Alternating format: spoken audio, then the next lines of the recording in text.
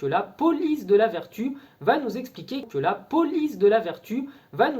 qu'il faut absolument que l'Ukraine puisse accueillir des événements majeurs en nous expliquant que c'est le camp du bien.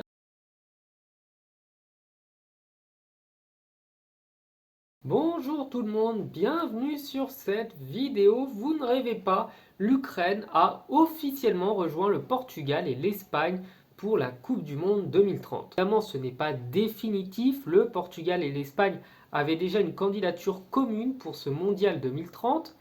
Et un petit peu à l'image de ce que la Corée et le Japon avaient fait en 2002, je trouve que c'est assez cohérent. Ce sont deux pays qui sont pas très loin l'un de l'autre. Ce sont deux vraies nations de football et deux nations qui ont remporté des compétitions internationales, qu'il était légitime de les voir poser leur candidature. L'Ukraine va du coup rejoindre le Portugal et l'Espagne, c'est une annonce officielle pour cette candidature au mondial. Bien entendu, on va commencer en vous demandant votre avis, que vous me disiez ce que vous en pensez.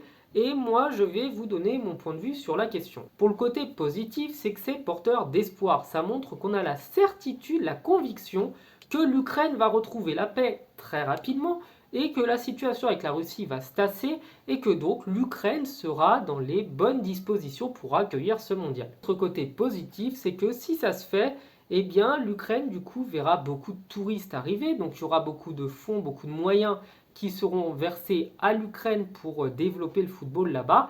Et forcément, à long terme, on l'a vu nous avec l'euro, eh bien, un pays qui accueille un événement majeur, forcément, développe ses structures. Et je ne vois pas beaucoup d'autres points positifs maintenant. Je vais vous expliquer pourquoi je pense que c'est pas forcément une bonne idée. La première chose, c'est que déjà, je ne sais pas si vous avez remarqué, mais entre le Portugal et l'Espagne, il y a quand même vachement de frontières communes. Les deux pays sont collés l'un à l'autre. Mais entre l'Ukraine et le Portugal, il y a quand même une belle distance. Évidemment, on nous explique qu'il va falloir se laver une fois par semaine à l'eau froide pour économiser l'énergie. Et je ne sais pas si vous vous rendez compte, mais faire des distances entre le Portugal et l'Ukraine, ça fait beaucoup de pollution et c'est pas forcément très bon pour l'écologie. Agi est un homme de 70 ans qui n'a pas pris de douche depuis qu'il a 10 ans. Deuxième chose, c'est que l'Ukraine n'est pas une nation de football, le Qatar non plus, rassurez-vous, ne venez pas me parler de cet argument-là. Je suis contre la Coupe du Monde au Qatar, je trouve ça complètement aberrant. L'autre chose, c'est que j'ai l'impression que la police de la vertu va nous expliquer qu'il faut absolument que l'Ukraine puisse accueillir des événements majeurs en nous expliquant que c'est le camp du bien. Je ne connais pas assez bien cette histoire pour en parler, donc je ne vais pas faire comme les 15 milliards de personnes qui en parlent, expliquer qu'il n'y a que des méchants russes et que des gentils ukrainiens. Une dictature, c'est quand les gens sont communistes. Déjà, qu'ils ont froid, avec des chapeaux gris et des chaussures à fermeture éclair.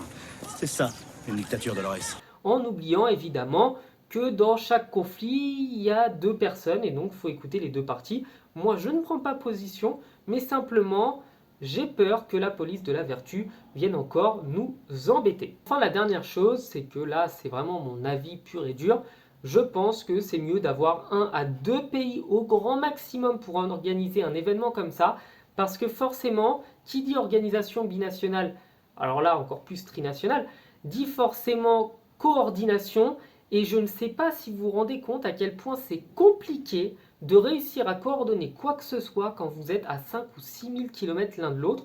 بوتو في لوتوروت هذه نورمال ما تصور في الدنيا الطرائف هذه هذا ماشي بلاصتو كاع لا خونا ما يديروش كاع لا هذا بوطو في لوطوروت ما كاش منها كاع.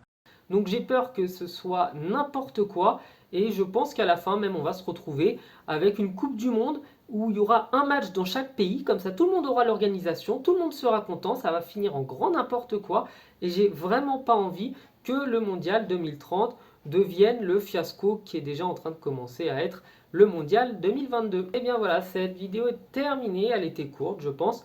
Je vous souhaite de passer une bonne journée, je vous dis à bientôt sur la chaîne, ciao.